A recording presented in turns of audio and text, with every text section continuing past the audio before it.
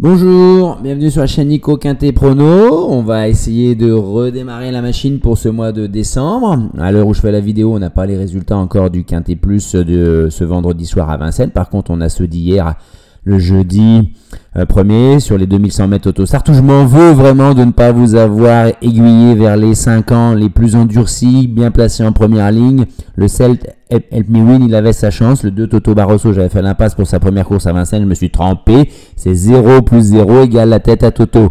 Allez, on enchaîne, on va essayer de trouver celui de samedi qui me paraît très accessible. Donc allons-y. Avec une course avec 14 partants seulement, 8 en première ligne et 6 en deuxième aux 25 mètres. Et on a vraiment de grosses différences de niveau entre les chevaux qui ont déjà 250 à quasiment 300 000 euros de gains, avec des chevaux qui partent avec 120 à 130 euros, 130 000 euros de gains. Il y a vraiment le jour et la nuit, j'allais dire, même si, bon, vous allez voir dans mon pronostic, je garde des chevaux du premier échelon, parce que derrière, on a 3 chevaux derrière, essentiellement, plus éventuellement un quatrième.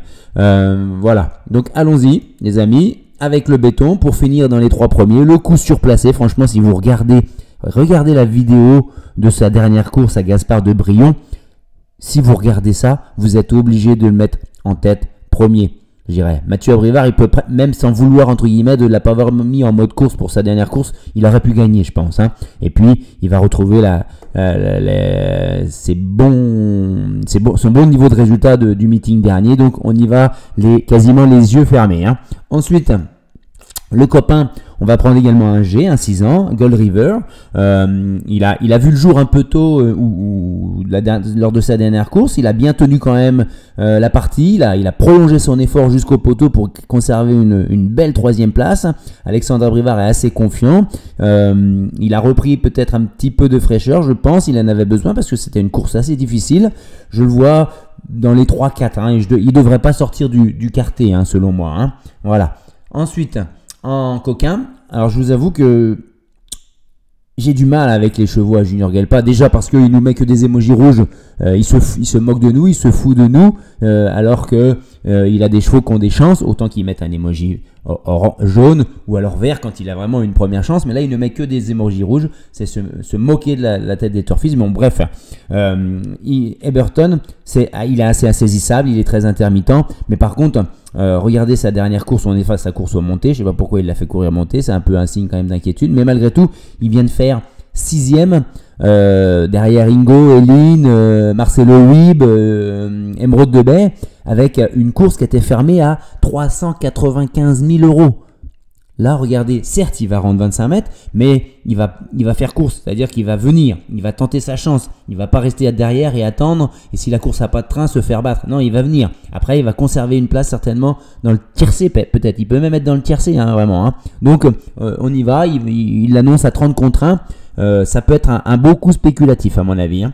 On enchaîne avec la déception qui pourrait être Galdric Deschal, malgré la drive de Eric Raffin. C'est surtout un cheval qui est confirmé au trop monté pour moi. Hein. À l'attelé, il n'a pas de marge. Il part en tête, certes, mais vraiment, Raffin va viser une toute petite place. Hein. Je pense que ça va être difficile. Ensuite, les interdits, je vous en ai mis 2, Earl Shake et Faithful. J'aurais pu vous mettre pour moi Gabiano. Il a 300 euros de gain à l'attelé, Gabiano le 14. Mais attention, Bruno Bourgoin, il a pris Mathieu Mottier, il le défère des 4 pieds et il dit « Je serais déçu de ne pas le voir dans le quintet ». Donc je vous livre l'information tout de même, sur un champ réduit, mettez-le.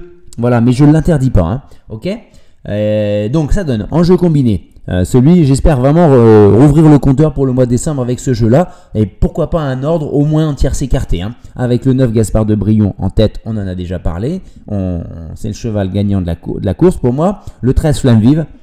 La dernière fois, elle ne s'est pas du tout intéressée à la course, mais elle fait une bonne ligne droite. Je pense qu'elle aurait pu être dans le quintet la dernière fois à 130 contre 1. J'étais un peu déçu parce que je l'avais mise dans mon jeu. Hein.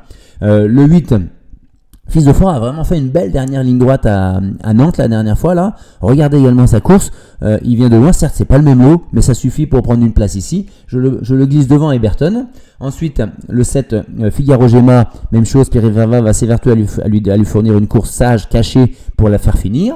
Le 11, Gold River, peut-être que venant de l'arrière, parce que il va venir un peu plus tard, je pense, Alexandre Bauer cette fois-ci, même s'il pense faire course pour gagner, il pourrait le payer en fin de parcours. Donc je le mets un peu plus bas, je prends un risque, c'est vrai. Hein.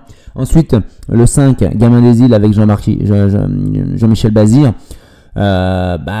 Bourlier il vise la course, mais je comprends pas pourquoi il l'a fait courir il y a une semaine à Vire. Alors elle compte pas cette 13e place parce que il s'est complètement accroché, il a été arrêté dans le dernier virage.